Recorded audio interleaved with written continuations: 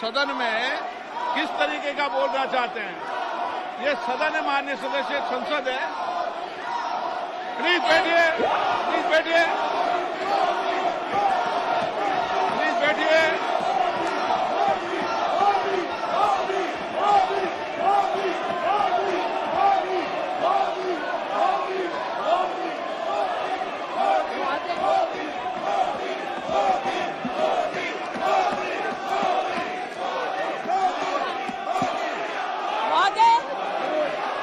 मुझे बोलने को आमंत्रित किया है और अगर सदन,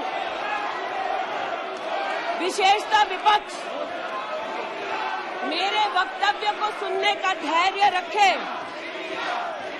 तो बहुत सारी चीजें उजागर हो सकती हैं। You are not India, for India is not corrupt. India believes in merit and not dynasty, and today of all the days, people like you need to remember what was told to the British: quit India, corruption quit India, dynasty quit India, merit now finds place in India. अध्यक्ष महोदय, सबसे पहले आपकी पीठ पर, आपके आसन पर जिस प्रकार का आक्रामक बर्ताव आज देखा गया, उसका मैं खंडन करती हूं। पहली बार राष्ट्र के इतिहास में भारत मां की हत्या की बात की और कांग्रेस पार्टी यहां पर तालियां बजाती रही। जो भारत की हत्या की बात पर कांग्रेस पार्टी ने ताली पीटी आज इस सदन में, इस बात का संकेत पूरे देश को दिया कि मन में गद्दारी किसकी है। मैं आज हिंदुस्तानी होने के नाते कहती हूं, मणिपुर खंडित नहीं है, विभाजित नहीं है, मेरे देश का अंग है। मैं इनसे पूछती हूं, इन्हीं के अलायंस के एक सदस्य बैठे हैं जिन्होंने तमिलनाडु में कहा कि भारत का मतलब मात्र उत्तर भारत। अगर हिम्मत हो राहुल गांधी में तो आकर भारत के ऊपर इस प्रकार का कटाक्ष करने वाले डीएमके के अपने साथी का खंडन करके बताएं। कांग्रेस पार्टी के एक नेता ने कश्मीर में रेफरेंडम की बात की। अगर हिम्मत है गांधी खानदान में तो इस सदन में और इस देश को बताए कि कश्मीर को देश से हटाने की साजिश में कांग्रेस के उस नेता का वक्तव्य क्यों है। You are not India because you define corruption in India. You are not India because you define incompetence. You are not India. एक मिनट, माननीय सदस्य, ये तरीका ठीक नहीं है। सदन में नारेबाजी करना तरीका ठीक नहीं है। प्लीज माननीय सदस्य बैठिए, उनको अपनी बात कहने दीजिए। आपने अपनी बात कही है, यह तरीका ठीक नहीं है। नो गलत तरीका है आपका, नो गलत तरीका है आपका। स्मृति जी,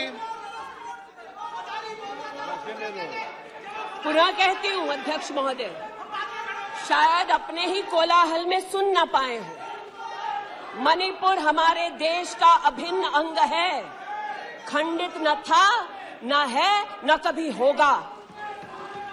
इनके यूपीए के अलायंस के एक नेता ने तमिलनाडु में एक वक्तव्य दिया है। पुनः कहती हूं कि भारत का मतलब मात्र उत्तर भारत। मैं आज गांधी खानदान से, कांग्रेस पार्टी से पूछना चाहती हूं, क्या भारत केवल उत्तर भारत है? अगर दम है तो अपने पार्टनर को मुंह तोड़ जवाब दे, अगर हिंदुस्तान में आस्था रखते हैं। कांग्रेस के एक नेता ने, अध्यक्ष महोदय, कोर्ट में जाकर वक्तव्य दे दिया कि कश्मीर में रेफरेंडम की तलाशना चाहिए संभावना। मैं आज कांग्रेस पार्टी से पूछना चाहती हूं, क्या उनके आदेश अनुसार ये वक्तव्य कि कश्मीर का खंडन हो, भारत विभाजित हो, क्या ये कांग्रेस के नेतृत्व के आदेश के अनुसार है? अध्यक्ष महोदय, पुनः कहती हूं, हमारे राष्ट्र के संसदीय इतिहास में आज तक भारत मां की हत्या की बात करने वाले कभी भी बैठकर मेज नहीं थपथपाते। कांग्रेसियों ने बैठकर मां की हत्या के लिए मेज थपथपाई है। ये बात करते हैं इंसाफ की, ये चेहरा धूमिल है, ये चेहरा धूमिल है। मैं बताऊं किसका चेहरा है, मैं बताऊं किसका चेहरा है अध्यक्ष महोदय। ये चेहरा है गिरिजा टिक्कू का। सुन लीजिए पंडितों की दास्तान आप भी। गिरिजा टिक्कू का यह चित्र है। 90 के दशक में एक महिला यूनिवर्सिटी में अपना पेचेक लेने जाती है। सारी बातें करूंगी। अपना पेचेक लेने जाती है, बस से घर लौटने का प्रयास करती है। उसको 5 मर्द बस से खींचकर टैक्सी में ले जाते हैं, बलात्कार करते हैं और फिर आरी से उसका बदन काट देते हैं। जब गिरिजा टिक्कू के जीवन पर एक फिल्म में एक प्रति आया, मैं आज कहना चाहती हूं कि कांग्रेस के कुछ प्रवक्ताओं ने उसको प्रोपेगेंडा कहा। सरला भट्ट, आप नहीं चाहते कश्मीरी पंडितों की दास्तान कहीं सुनाई जाए, आप नहीं चाहते वो आइडेंटिफाई हो एज विक्टिम्स। सरला भट्ट मेडिकल स्टाफ थी। 90 के दशक में उसको उसके इंस्टीट्यूट से अगवा करके गैंग रेप किया गया और सड़क के किनारे रखा गया। आज मैं पूछना चाहती हूं कि एक तरफ इनकी अलायंस के लोग हिंदुस्तान को विभाजित करने की बात करते हैं, ये आज अपने आप को इंसाफ के पुजारी बताते हैं, लेकिन मुझे बताइए गिरिजा टिक्कू, सरला भट्ट को कब इंसाफ मिलेगा? हर गली हर मोहल्ले में एक स्लोगन गूंजता था पंडितों के बीच, रलियू सलियू गलीव। पुनः कहती हूं, रलियू सलियू गलीव। आप चिल्लाना बंद करें, समझे पहले। रलियू सलियू गलीव। या तो अपना धर्म बदलो, या कश्मीर छोड़ो, या यहीं मरो। उनकी आवाज भारत की आवाज नहीं है। उनकी आवाज को आपने कभी नहीं सुना। मैं आज कहती हूं, इन्होंने कहा अश्रु बहाए, भ्रमण किया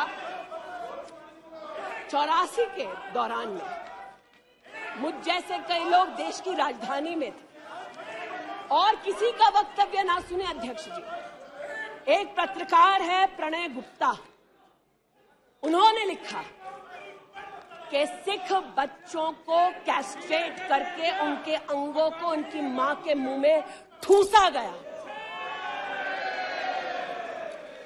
आज बोलती हूं, त्रिलोकपुरी में 30 औरतों को इकट्ठा करके चीला गांव में ले जाकर उनका बलात्कार किया। सुल्तानपुरी में एक महिला ने एफिडेविट दी है, मेरे हस्बैंड को मार दिया, बेटी को शादी से एक रात पहले उठाकर ले गए और उसका बलात्कार किया। एक 45 साल की मां ने कहा सिख दंगों के दौरान कि न सिर्फ मेरे पति को मारा, न सिर्फ मुझे गैंगरेप किया, बल्कि मेरे सामने मेरे बेटे पर केरोसिन छिड़ककर उसको आग लगा दी गई। और आज ये भारत की बात करते हैं।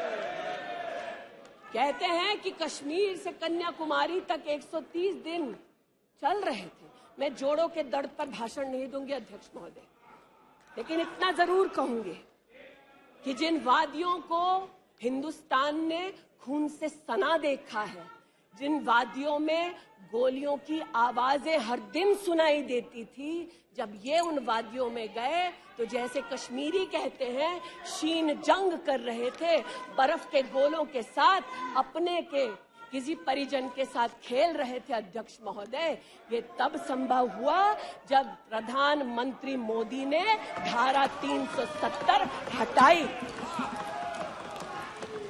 आज इस सदन में उल्लेख हुआ है कि ये गए हैं, I have been to Manipur, you might have not been. आज इस सदन में उल्लेख हुआ है कि ये यात्रा में गए और यात्रा में क्या आश्वासन दिया कि अगर इनका बस चले तो धारा 370 ये पुनः स्थापित कर दे। धारा 370 की वजह से कश्मीर की बेटियों को दहेज के लिए अगर प्रताड़ित किया जाता था तो वहां की बेटियों के पास कानून का सहारा नहीं था, क्योंकि इन्होंने धारा 370 लगाई। कश्मीर में अगर बेटियां प्रदेश के बाहर ब्याही जाती थी तो उनके पैतृक संपत्ति पर उनका अधिकार समाप्त हो जाता था, क्योंकि इन्होंने धारा 370 लगाई। कश्मीर में अगर 14 साल से कम उम्र की बच्ची का 18 साल से कम उम्र की बच्ची का ब्याह रचा दिया जाता था तो उसे कानून का संरक्षण नहीं मिलता था, क्योंकि इन्होंने धारा 370 लगाई। आज जो भग गए हैं सदन से, उनसे कहना चाहती हूं कि इस देश में न धारा 370 लौटेगी, इस देश में कभी भी पंडितों को रलिव सलिव गलिव का धमकी कोई देने वाले बचेगा नहीं। आज कई यहां पर बहनें उपस्थित हैं जो वहां से अपनी आक्रोश को और राहुल जी के प्रति समर्थन को व्यक्त कर रही हैं।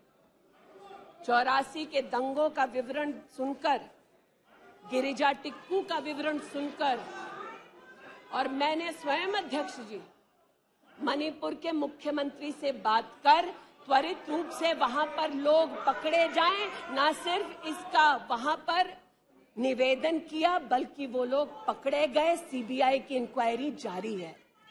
लेकिन जो आज यहां बैठे हैं, मैंने उनसे पूछना चाहती हूं, जो चले गए, उन्होंने कहा वो राजस्थान गए हैं। और राजस्थान में क्या हुआ महोदय? गिरिजा टिक्कू को तो 90 के दशक में आरी से काट दिया गया था। भीलवाड़ा में 14 साल की लड़की के साथ सामूहिक बलात्कार होता है। इस सदन से 2 महिला एमपीज उस परिवार से मिलती हैं। बच्ची जब जिंदा थी गैंगरेप के बाद महोदय, उसे काटा जाता है, फिर उसे भट्टी में डाल दिया जाता है। ये इन महिला सांसदों का वक्तव्य है कि जिस बच्ची को 14 साल की उम्र में जब जीवित थी गैंगरेप के बाद भीलवाड़ा राजस्थान में काटा गया, जलाने के लिए फेंका गया, उसका मात्र एक हाथ भट्टी के बाहर छूट गया था। मैं आज पूछना चाहती हूं अध्यक्ष महोदय, ये आज जो जोर जोर से चिल्ला रहे हैं, न्याय की गुहार इन्होंने तब नहीं लगाई जब 60 साल की एक महिला का पश्चिम बंगाल में उसकी नाती के सामने गैंगरेप हुआ। कोर्ट में केस लंबित है, इनका दिल नहीं दहला और पूछ रहे थे कि मणिपुर के बारे में, आप नॉर्थ ईस्ट के बारे में नहीं जानते। जिन्होंने प्रस्तावना की उनसे कहती हूँ, नल्ली का मैसेकर हुआ, 5 मिनट के लिए कांग्रेस की एक नेत्री गई, लेकिन इनका क्या रुख था तब? 2012 में तरुण गोगोई जी ने स्वयं वक्तव्य दिया है कि दंगे हो रहे हैं, लेकिन कांग्रेस की केंद्र की सरकार ना ट्रूप्स दे रही है, ना इंटेलिजेंस दे रही है। कोकराझार की बात करते हैं कि मेरा वक्तव्य नहीं है, तब के कांग्रेस के मुख्यमंत्री तरुण गोगोई का वक्तव्य है। कोकराझार में हिंसा होती है, धुबड़ी में 3-3 महीने कर्फ्यू रहता है। आज महोदय, जो लोकतंत्र की दुहाई दे चुके हैं, हम बार बार इस सदन में बार बार इमरजेंसी की गाथा को याद करते हैं। इस सदन में हम लोग बार बार उन नेताओं को, उन सामाजिक संस्थाओं को, उन मीडिया के बंधुओं को, उनकी प्रिंटिंग प्रेस कैसे जबरन बंद कर गई, उसको, इस पर विस्तृत चर्चा होती है। लेकिन इमरजेंसी के कालखंड में साधारण महिला का इन्होंने, कांग्रेस पार्टी ने क्या हश्र किया। स्नेहलता रेड्डी की आज बात करना जरूरी है। बेंगलुरु की जेल में बंद किया गया, और इसलिए बंद किया गया क्योंकि वो सोशलिस्ट थी, भाजपाई नहीं थी, सोशलिस्ट थी। और जब बंद किया 2 मई 1976 को, तब उन्होंने अपनी प्रिजनर्स डायरी में लिखा, और मैं कोट कर रही हूं, जो पब्लिकली अवेलेबल है। As a woman comes in, she is stripped naked in front of everyone else.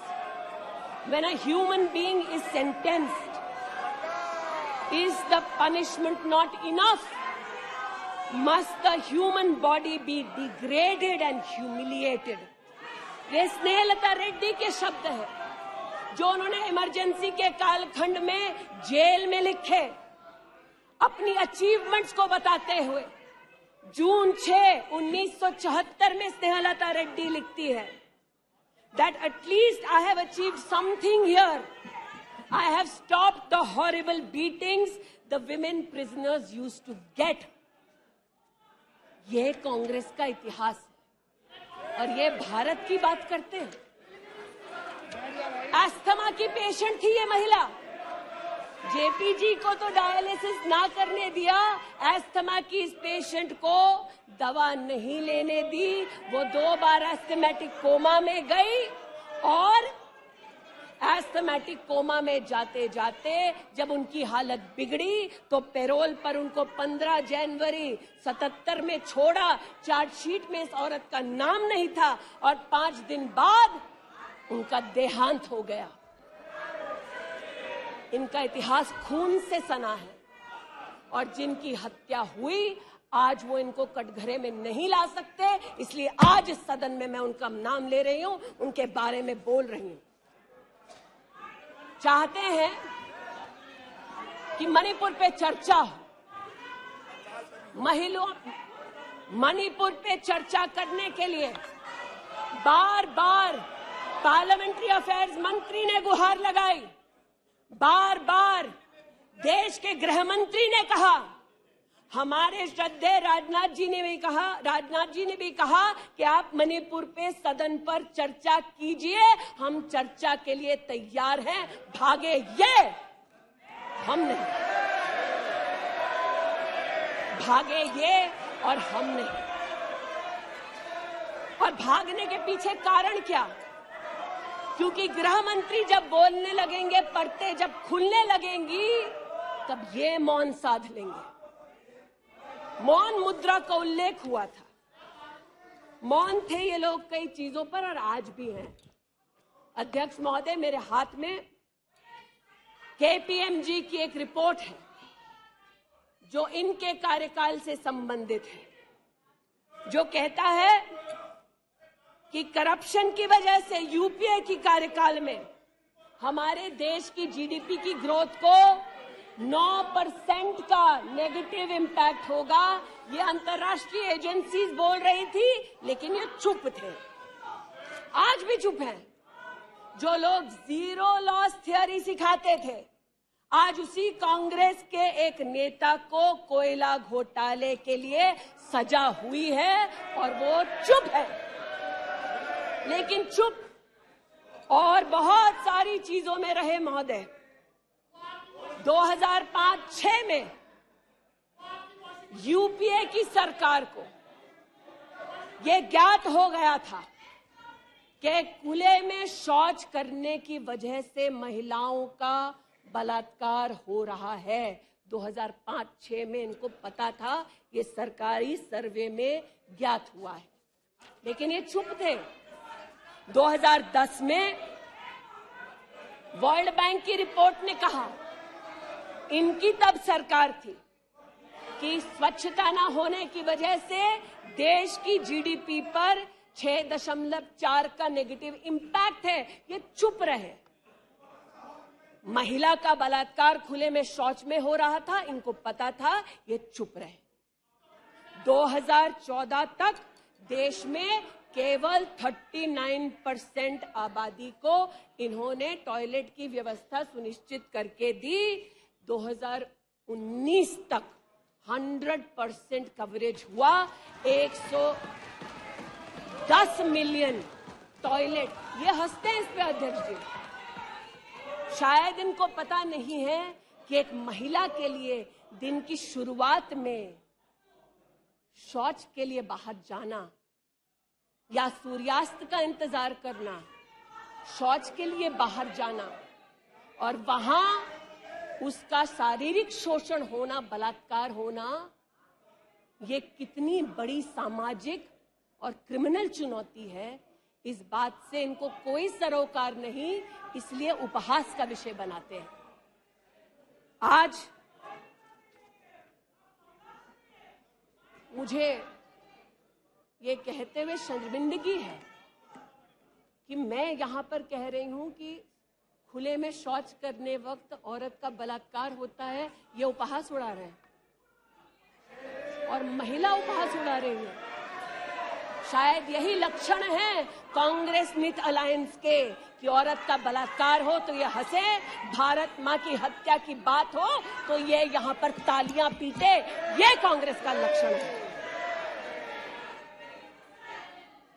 इनकी प्रस्तावना के वक्त ये कहा गया कि हम बात करेंगे मात्र एक व्यक्ति से, हम किसी मंत्री से बात नहीं करेंगे, क्योंकि मंत्रियों की कार्यशैली पर इनको चर्चा नहीं करनी। और शायद सच भी है, इनका अपना अनुभव है कि इनके यहां पावर का केंद्र बिंदु एक था। यहां पर फर्क यह है कि हम सब कलेक्टिव रिस्पॉन्सिबिलिटी के भागीदार हैं। इसलिए आज जब गजेंद्र शेखावत जी के मंत्रालय की ओर से टॉयलेट की व्यवस्था होती है तो मैं एक महिला सांसद और नागरिक के नाते इनका भी उतना ही अभिनंदन करती हूं जितना कि प्रधानमंत्री जी का।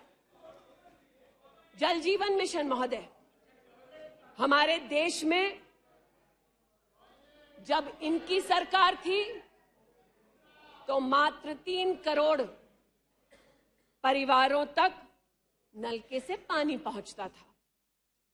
अब 2019 का आंकड़ा कहता है कि आपने तब तक 9.5 करोड़ तक पानी पहुंचाया और अब लगभग 19 करोड़ 40 लाख और 12 करोड़ 40 लाख तक आपका पानी नलके से पहुंच चुका है। लेकिन इनको इससे भी सरोकार नहीं कि अगर टॉयलेट बना, महिलाओं का शोषण कम हुआ, देश की साधारण महिला का सम्मान बढ़ा, तो इनसे इनका कोई सरोकार नहीं। स्पष्ट है, गरीब के घर में नल से जल पहुंचा तो कांग्रेस का उसका कोई सरोकार नहीं। ये स्पष्ट है और सही है। हमारा सरोकार है, देश हमारा है, सेवा हमारी है। आज ये उत्तेजित है कि मैं इस सदन में मंत्रिमंडल के अपने कई सहयोगी साथियों का वर्णन करती हूं। एक ऐसी महिला मंत्री का वर्णन कर रही हूं जो वर्तमान में नहीं है। जनधन के माध्यम से 23 करोड़ महिलाओं का बैंक का खाता खुला। ये इनके लिए कोई मान्यता नहीं रखता, ये मुझे स्वीकार है, ये हमारे लिए अहम है। मुद्रा के माध्यम से 40 करोड़ लोगों को जो जीवन में कभी व्यवसाय नहीं कर पाते थे, जिनके पास कांग्रेस की पर्सनल डायलिंग मशीन नहीं थी, उनको मुद्रा का लोन मिला। 27 करोड़ लोन महिलाओं को दिए गए। महिलाओं को अपना व्यवसाय शुरू करने के लिए 23 लाख करोड़ रुपया सैंक्शन किया गया मुद्रा के माध्यम से। इनका उससे कोई सरोकार नहीं। 8 करोड़ नौजवान हमारे राष्ट्र के इतिहास में फर्स्ट टाइम एंटरप्रेन्योर्स बने। इनका उससे कोई सरोकार नहीं। 1,80,000 अकाउंट्स में स्टैंड अप इंडिया का 40,000 करोड़ का पैसा दिया गया। 80% महिलाएं। एक मिनट प्लीज, क्या तरीका है? वह अपनी बात करिए, तथ्यों के आधार पर करिए। आपको खंडन करना है तो आप बोलना, जब तथ्यों के आधार पर करना। गलत बात ये। नो गलत। माननीय मंत्री जी,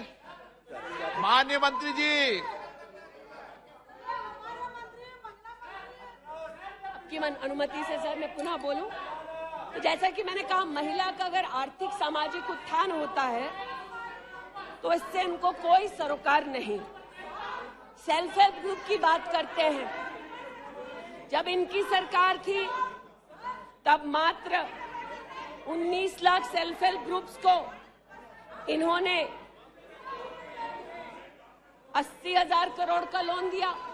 हमने 9 करोड़ महिलाओं को 5 लाख करोड़ की आर्थिक व्यवस्था करके दी देश के सेल्फ हेल्प ग्रुप में। यह हमारा अभिमान है। जो आज महिला के बारे में चर्चा कर रहे हैं, बंद करो सर। जब इन्होंने महिला संबंधित बजट की व्यवस्था की तब इनके कार्यकाल से 130% ज्यादा बजट हमारे प्रधानमंत्री जी ने देश की महिलाओं को समर्पित किया। ये हमारा अभिमान है। आयुष्मान भारत के अंतर्गत 10 करोड़ परिवारों में महिलाओं को आयुष्मान भारत का कार्ड मिला। आज तक 2 करोड़ 60 लाख महिलाओं ने हॉस्पिटल वेलनेस सेंटर में सुविधाएं ली। ब्रेस्ट कैंसर में 12 करोड़, सर्विकल कैंसर में 8 करोड़ महिलाओं ने स्क्रीनिंग कराई। इनका उससे कोई सरोकार नहीं, बल्कि इनका उनसे सरोकार है दिल्ली में, जिन्होंने आयुष्मान भारत योजना दिल्ली में लागू ही नहीं की। इनका उनसे सरोकार है। देश में मोदी सरकार में 3 करोड़ 84 लाख घर बने, जिनमें से 2 करोड़ 86 लाख महिलाओं को मिले। इनका उनसे कोई सरोकार नहीं, क्योंकि गरीब महिला लखपति दीदी बन गई, वो हमारा अभिमान है, इनका नहीं।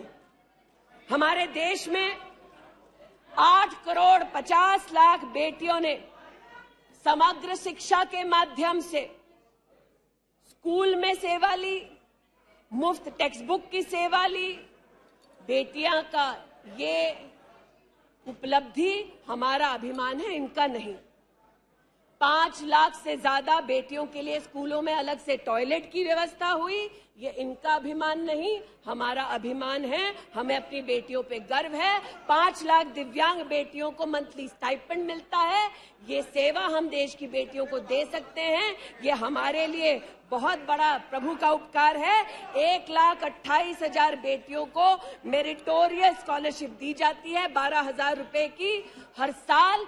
ये सेवा का मौका परिवारों ने हमको दिया। 2 लाख से ज्यादा बेटियों को सेल्फ डिफेंस की ट्रेनिंग दी जा रही है। आज एलिमेंट्री एजुकेशन में बेटियों की एनरोलमेंट 100% है इस देश में। ये हमारे देश के लिए गौरव की बात है। आज पहली बार फीमेल एनरोलमेंट उच्च शिक्षा में, महोदय, 2 करोड़ से ज्यादा हुआ है महिलाओं का। ये देश के लिए गौरव की बात है। आज दलित बेटियों का एनरोलमेंट बढ़ा है 38%। दलित बेटियों का उल्लेख करती हूँ, ये चिल्लाते हैं इनको दलित बेटियों से सरोकार नहीं, हमको है, ये हमारे लिए गर्व की बात है। आदिवासी बच्चे, लड़कियां 63% उनका एनरोलमेंट बढ़ा महोदय। आदिवासी बच्चों के साथ इनका कोई सरोकार नहीं। आदिवासी बेटियों ने हमारे प्रधानमंत्री को सेवा का मौका दिया, ये हमारे लिए प्रभु की असीम कृपा है। नॉर्थ ईस्ट की बात करते हैं तो महिला ने नॉर्थ ईस्ट में 34% की इंक्रीज हुई है एनरोलमेंट में। नॉर्थ ईस्ट के मेरे सभी साथियों को, चाहे वो सदन में कहीं भी बैठे हों, महिलाओं की दृष्टि से मैं अभिनंदन देती हूं। आज हमारे देश में महिला जो पीएचडी करती है 99.2% की वृद्धि हुई है एनरोलमेंट में पीएचडी करने वाली महिलाओं में। ये हमारे लिए हिंदुस्तानी होने के नाते गौरव की बात है। आज जो महिला शैक्षिक संस्थानों में सेवा दे रही, यूनिवर्सिटीज में, इंस्टीट्यूशंस में, कॉलेजेस में 66%, 66% उनकी वृद्धि हुई है। आप हो करते जाएं, हम तो उनके लिए बल्ले बल्ले ही करेंगे। आज मुझे ये कहते हुए खुशी है कि हमारे लेबर मिनिस्ट्री ने कहा है कि ईपीएफ में 28,70,000 महिलाओं ने अब अपने आप को सब्सक्राइबर बनाया है। आज 2017 से लेकर 22 तक लगभग 1400 महिला साइंटिस्ट को भारत सरकार की विविध स्कीम्स के अंतर्गत सहयोग मिला है। आज महिलाओं को मैटरनिटी लीव में 26 हफ्ते की पेड मैटरनिटी लीव मोदी सरकार ने सुनिश्चित की है। आज महिलाओं ने 3 करोड़ बेटियों ने, महिलाओं ने प्रधानमंत्री मातृ वंदना योजना के अंतर्गत 13,700 करोड़ रुपया अपने बैंक के खाते में पाया है। इस सेवा के लिए प्रधानमंत्री जी को आभार और बेटियों का अभिनंदन। आज हमारे देश की बेटियां सैनिक स्कूल में पढ़ सकती हैं। इस ऐतिहासिक निर्णय के लिए रक्षा मंत्री जी, प्रधानमंत्री जी को आभार। आज हमारी देश की बेटियां आर्म्ड फोर्सेस में परमानेंट कमीशन पा चुकी हैं। हमारे देश का गौरव बढ़ाने के लिए ऐसी बेटियों का आभार। आज जो महिला और महिला हक के लिए यहाँ बोल रहे हैं, आप विषय पे बोल रही हैं और अविश्वास प्रस्ताव पे सब विषय पर बोल सकते हैं, ये तरीका अच्छा है क्या? बोलिए मानी। वो भी शायद मजबूर हैं, उनको भी रिमोट से डायरेक्शन आया है। इतना ही कहना चाहती हूँ कि आज एक तरफ हमारी बेटियों ने सैनिक स्कूल में, आर्म्ड फोर्सेस में अपने प्रतिभा के आधार पर देश का गौरव बढ़ाया है, दूसरी ओर बिना किसी पुरुष सहयोगी के हिंदुस्तान के इतिहास में पहली बार 4,313 मुस्लिम बहनें अकेली हज के लिए गईं और सुरक्षित हिंदुस्तान लौटी।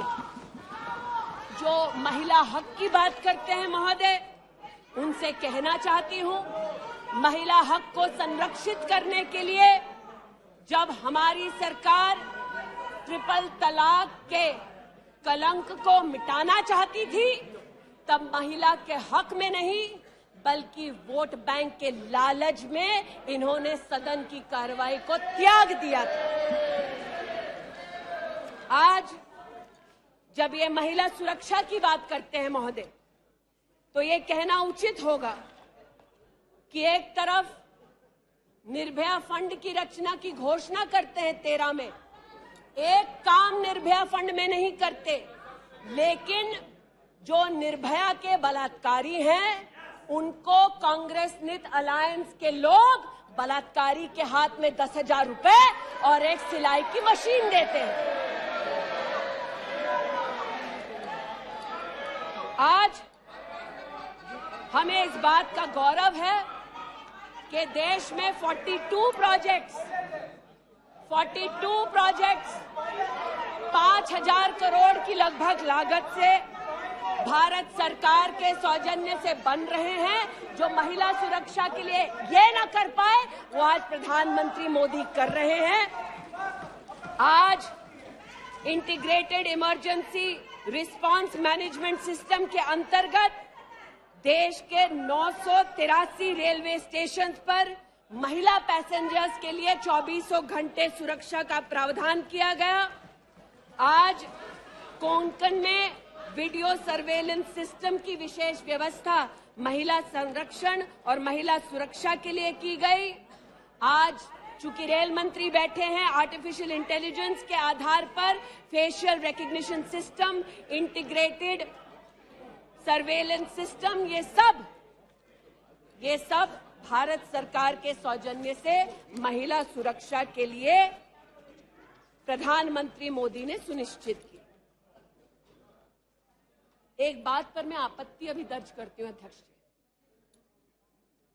कि जिनको आज मुझसे पहले वक्तव्य देने का अधिकार दिया गया, उन्होंने जाते जाते एक अभद्र यहां पर लक्षण के दर्शन दिए।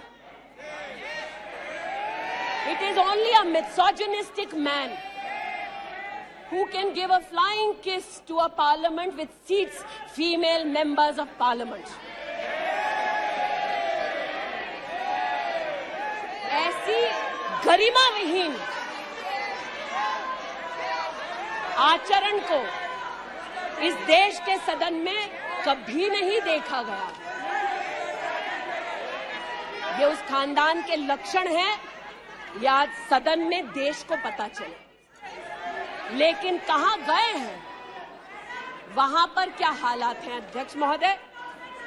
गोद भराई के नाम पर राजस्थान में भास्कर ने लिखा है कि राजस्थान की कांग्रेस की सरकार जेब भराई कर रही है। 13 से 20 महीने का घरबाशय दिखाया जा रहा है राजस्थान में, और भारत की तिजोरी से पैसा लूटा जा रहा है। इनका सरोकार महिला उत्थान से नहीं, ये महिला के बारे में क्या सोचते हैं, इनकी क्या हरकतें हैं, इनके नेता ने जाते जाते यहां पर उसको प्रसारित कर दिया है। लेकिन इन्हें सरोकार इनके नेता को किससे है? चीन से है। तो चूंकि सब चीन में इतनी रुचि लेते हैं कांग्रेस पार्टी के नेता, इसलिए आज एक सुखद समाचार भी सुनाती हूं। चीन में 31st यूनिवर्सिटी गेम्स हुआ। 1959 से लेकर आज तक भारत को मात्र 18 पदक मिले। इस बार 26 मेडल का रिकॉर्ड हिंदुस्तान के बच्चों ने स्थापित किया। भारत मां के टुकड़े के लिए तालियां बजाते थे, भारत मां के बच्चों के लिए तो बजा दो। 11 गोल्ड, 5 सिल्वर, 10 ब्रॉन्ज। आज देश के यूनिवर्सिटी के छात्र देखें कि 31st यूनिवर्सिटी गेम में भारत का नाम रोशन करने वाले छात्रों के लिए मैं गुहार लगा रही हूं कि कांग्रेस पार्टी यहां अभिनंदन कर दे, लेकिन वो अभिनंदन से भारत के बच्चों को वंचित रखते हैं।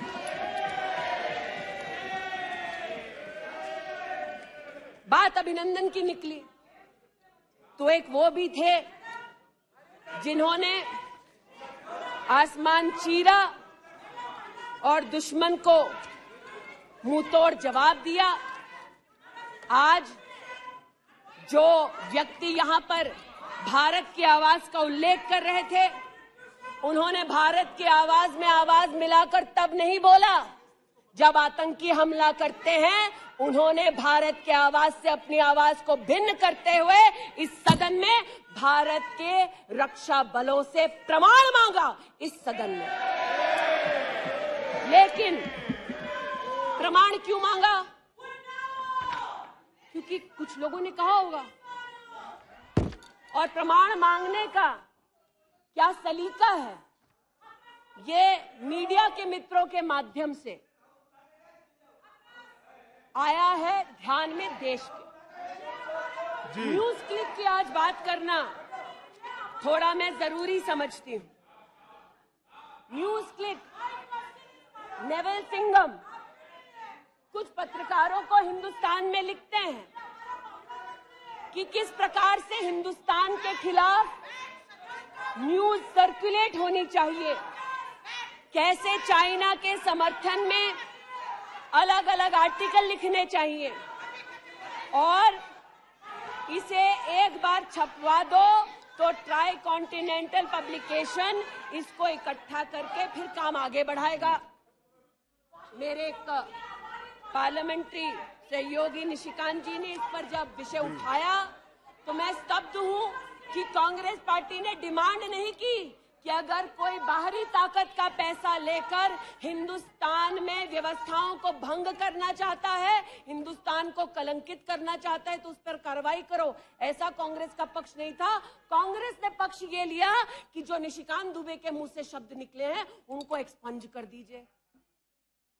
लेकिन ये जो ट्राई कॉन्टिनेंटल पब्लिकेशन है महोदय, जिसके बारे में ना आप ईडी को माने, न्यूयॉर्क टाइम्स को माने, वो ट्राई कॉन्टिनेंटल पब्लिकेशन के जो मुख्य रिसर्चर हैं उनके वक्तव्य को कांग्रेस पार्टी अपने ऑफिशियल फेसबुक पर क्यों डालती है, ये मैं पूछना चाहती हूं। जो जानबूझकर भारत के किसानों के हितों के खिलाफ बोलते हैं, उनका वक्तव्य ट्राई कॉन्टिनेंटल पब्लिकेशन वालों का जो सीनियर फेलो या रिसर्चर है उसका वक्तव्य कांग्रेस, नेशनल कांग्रेस के फेसबुक पर 19 अप्रैल 2019 को क्यों पब्लिश होता है, ये थोड़ा बहुत शोध का विषय है, ये थोड़ा बहुत चर्चा का विषय है। आज मैं ये कहना चाहती हूं कि जब प्रस्तावना हुई, मैं तो प्रस्तावना के विरुद्ध खड़ी हूं। मैं नरेंद्र मोदी जी के नेतृत्व पर राष्ट्र के सभी नागरिकों के साथ पुनः विश्वास दर्शाते हुए अपना वक्तव्य देती हूं। लेकिन राहुल जी ने किस पर विश्वास जताया? राहुल जी ने विश्वास जताया मुस्लिम लीग पर। कहा सेक्युलर पार्टी है। शायद राहुल जी ने ना पढ़ा हो कि 80 के दशक में मुरादाबाद में 83 लोगों को मारने वाली मुस्लिम लीग, राहुल जी को बताना पड़ेगा सेक्युलर कैसे हुई। राहुल जी को आज जवाब देना होगा कि वो राष्ट्रभक्ति की बात करते हैं तो क्या जेएनयू में जाकर जब भारत तेरे टुकड़े होंगे का नारा दे रहे थे वो राहुल गांधी की देशभक्ति थी? राहुल गांधी को आज जवाब देना होगा, है तो नहीं। उनको आज जवाब देना होगा। जिस अफजल गुरु ने इस संसद पर हमला किया, उस अफजल गुरु के संरक्षक समर्थक को कांग्रेस पार्टी ने अपने पार्टी का नेता बना दिया, जिसने कहा यह राहुल गांधी की देशभक्ति है। राहुल गांधी की देशभक्ति आज बताती हूं। इन्होंने, घबराइए मत, आप ही की नेता बोलकर गए हैं, घबरा क्यों रहे हैं? बैठिए, आराम से बोल रही हूँ। जरा संक्षेप कीजिए। मैं पुनः बोलना चाहती हूँ अध्यक्ष महोदय, बहुत सारे व्यवधान आए। अब राहुल जी की बात चली है तो कृपा थोड़ी सी कर दीजिए। दोबारा कहती हूँ, क्या बोले हैं और क्या बाहर बोले हैं। देश के बाहर गए तो कहा आइडियाज ऑफ इंडिया कॉन्क्लेव में that there is going to be a Mars upsurge. India has massive amount of polarization. ये राहुल गांधी के शब्द हैं। इसका मतलब राहुल गांधी ने विदेश में जाकर कहा हिंदुस्तानी सौहार्द की भूमिका में नहीं रहते। राहुल गांधी ने कहा कि हिंदुस्तानी भाईचारे में इतना विश्वास नहीं करते because there is a massive amount of polarisation. और राहुल गांधी ने कहा There is going to be a mass upsurge. Now the question is, how can the opposition effectively use the upsurge to change politics? मतलब उन्होंने कहा कि देश में उथल पुथल होगी। मैं स्पष्ट करना चाहता हूं, विपक्ष इस उथल पुथल को कैसे इस्तेमाल कर सकता है, ये मैं सोच रहा हूं। फिर उनका शब्द है, देश में केरोसिन फैला है, हमें एक चिंगारी की जरूरत है। आज पूछना चाहती हूं, माचिस ढूंढते ढूंढते राहुल गांधी कहां गए? अमेरिका गए? तंजीम अंसारी के साथ, जो पाकिस्तानी इमाम जावेद अहमद के साथ ताल्लुक रखते हैं, अमेरिका में अपने कार्यक्रमों को उनके साथ करवाया। राहुल गांधी, मिन्हाज खान, जो हिंदुस्तान के खिलाफ आवाज बुलंद करते हैं, उनके साथ उन्होंने मीटिंग की। आज जो लोग इस देश में एस्पियोनाज के लिए पकड़े जाते हैं, उनका राहुल गांधी ने जाकर विदेश में समर्थन किया। वे तब से अडानी अडानी कर रहे हैं, तो अब थोड़ा मैं भी बोल दूं। फोटो मेरे पास भी है। इतना ही खराब है तो जीजा जी उसके साथ क्या कर रहे हैं? तो निशिकांत जी सही कहा, किसी को सेट करो, किसी को भेंट करो। पूछना चाहती हूं, 1993 में मुंद्रा पोर्ट में कांग्रेस की सरकार ने अडानी को जगह दी। तब प्रधानमंत्री कौन थे? कांग्रेस के थे। वित्त मंत्री कौन थे? मनमोहन सिंह थे। अडानी बोल रही हूं। यूपीए के कार्यकाल में अडानी को इन्होंने 72,000 करोड़ का लोन दे दिया। क्यों दिया? राजस्थान में 60,000 करोड़ से ज्यादा का समझौता कर लिया गहलोत जी के साथ। 20,000 एकड़ जमीन ले ली। क्यों किया? केरल में कांग्रेस की यूडीएफ सरकार के साथ पोर्ट का काम क्यों दिया? महाराष्ट्र में जब कांग्रेस के पास सत्ता थी, तो फिर कांग्रेस ने अडानी को पोर्ट का काम क्यों दिया? बंगाल में हल्दिया पोर्ट का काम अडानी को क्यों दिया? छत्तीसगढ़ में कांग्रेस पार्टी ने अडानी को काम आदिवासियों ने मना किया, फिर भी क्यों दिया? अब इसमें बेटा कितना सेट होगा, दामाद को कितना भेंट होगा, हम क्या जाने। लेकिन आज अरे दामाद का मामला है, बैठ जा भाई। दामाद आपका नहीं है, जिनका है वो नहीं चिल्ला रहे, आप क्यों चिल्ला रहे? बैठ जाइए भाई। जिसका है दामाद वो नहीं चिल्ला रहे, आप क्यों चिल्ला रहे? बैठिए। अरे बैठ जाइए, बैठ जाइए, बैठ जाइए, बैठ जाइए, बैठ जाइए। कोयले घोटाले में पकड़े गए, 2G में भी पकड़े जाएंगे। बैठ जाइए प्लीज। आप बताइए, पूरी बला की जड़ मौत है। पूरी बला की जड़ परिवारवाद में, और परिवारवाद की राजनीति की जड़ कांग्रेस पार्टी में है। इनके अलायंस के लोग चारा खाते हैं, ये उनके घर मटन खाने चले जाते हैं। इनके अलायंस के लोग रेल की नौकरी के लिए गरीब की जमीन खाते हैं, जाके वो उन्हीं लोगों को गले लगाते हैं। और इनके सब के पीछे एक ही मजबूरी है, जो बड़ी विनम्रता से अजीत दाने भी स्वीकारी कि मजबूरी हमारी कि तीसरी बार जनता कह रही है, फिर एक बार मोदी की बारी।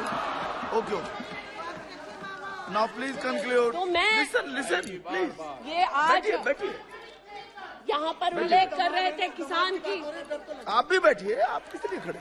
ये बात आज कर रहे थे किसान की, तो किसान का क्या हश्र करते हैं वो मैं बताना चाहती हूँ। अध्यक्ष महोदय, थोड़ी सी मुझे मोहलत दे दें। ये मैं कहना चाहती हूँ उस क्षेत्र की बात जिसकी मैं प्रतिनिधि हूँ, जहाँ पर बैठिए प्लीज, बैठिए दलित प्लीज मांग कर रहे थे विद्यालय की। 1982 में किसानों ने 4 बीघा 2 बिस्वा जमीन इंटर कॉलेज के लिए दी, और अमेठी में धोखे से किसानों की ये जमीन हड़पने वाले फाउंडेशन का नाम गांधी खानदान है।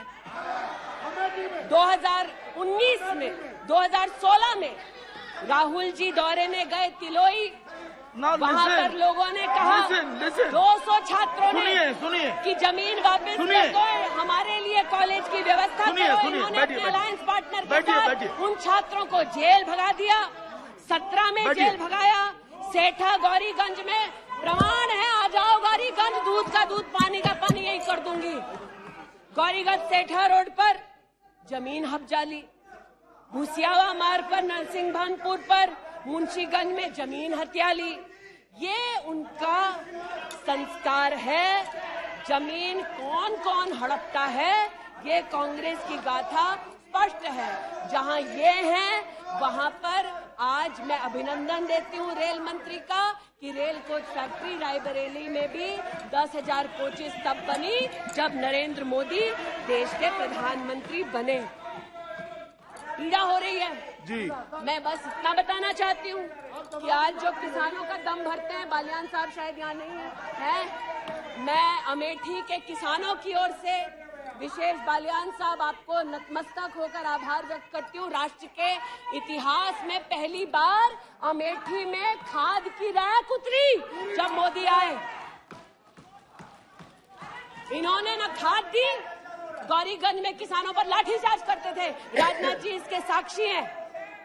इन्होंने 80% लोगों के पास अमेठी में जहां 5 दशक इन्होंने राज किया, 80% लोगों को शौचालय नहीं दिया, 60% लोगों के घर में बिजली नहीं दी।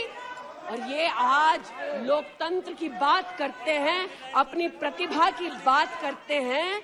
आज मैं आभार व्यक्त करती हूँ, अमेठी का पहला सैनिक स्कूल मोदी जी ने दिया, 7.5 लाख लोगों को मुफ्त अनाज मोदी जी दे रहे हैं। अमेठी का आज पहला मेडिकल कॉलेज जिसके नाम से इस खानदान ने जमीन हड़प ली थी, वो नरेंद्र मोदी ने दिलवाई। आज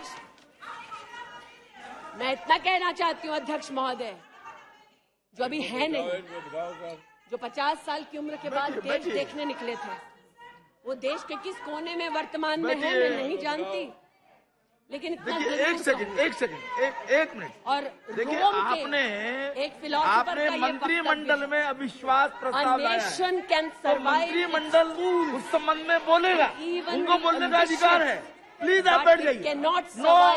मणिपुर पर चर्चा आपने नहीं मांगी है, वो एक विषय है, उस पर चर्चा हो रही है, उसका उत्तर भी आएगा, परंतु no please sit down, please sit down. But what sir of the enemy who speaks slyly, what of that enemy? आज जिनके पास ना नीति थी, ना नियत थी, ना देश के प्रति निष्ठा थी, आज ना जो कभी हिंदू के हुए, जिन्होंने राम के अस्तित्व को नकार दिया, ना सिखों के साथ जिन्होंने इंसाफ किया, जो ना कभी महिलाओं के उत्थान के लिए समर्पित थे, ना नौजवान के सशक्तिकरण के लिए समर्पित थे, ना किसान के बलिदान को स्वीकार कर किसान की समृद्धि के लिए समर्पित थे। आज उनसे कहना चाहती हूं कि जो समर्पित है, जो सबके विश्वास के साथ सबका विकास कर रहा है, उस पर देश को पुनः विश्वास दिखाएंगे। 24 में पुनः मोदी सरकार बनाएंगे। इस अविश्वास प्रस्ताव का मैं निषेध करती हूं और भारत मां का जयकारा लगाते हुए जो भारत मां की हत्या की बात कर रहे थे महोदय, उनसे कहना चाहती हूं, अंग्रेज आए चले गए, मुगलिया सल्तनत आई खत्म हो गई, हिंदुस्तान आज भी है और आगे भी रहेगा। और हिंदुस्तान इस देश की तिजोरी की चाबी वापस उनकी माताजी के हाथ में नहीं देगा।